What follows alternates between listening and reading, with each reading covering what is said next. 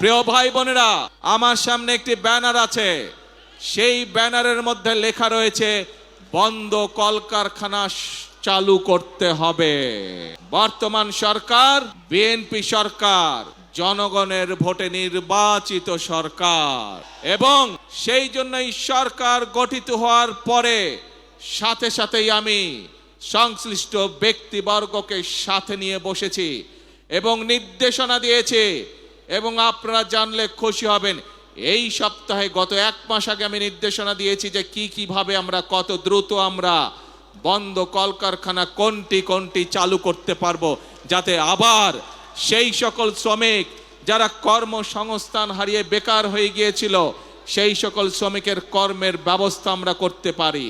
সেই মিটিংটি এই সপ্তাহে আবার নির্ধারিত হয়েছে।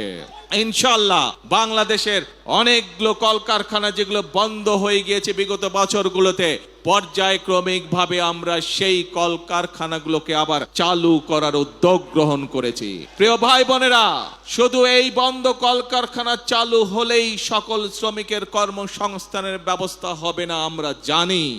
এই শ্রমিকদের পাশাপাশি আরো বহু লক্ষ হাজারো লক্ষ বেকার এখন এই দেশে রয়ে গিয়েছে, যাদের জন্য দেশে আমাদের কর্মসংস্থানের ব্যবস্থা করতে হবে, যাদের জন্য একই সাথে আমাদেরকে বিদেশেও কর্মসংস্থানের ব্যবস্থা করতে হবে।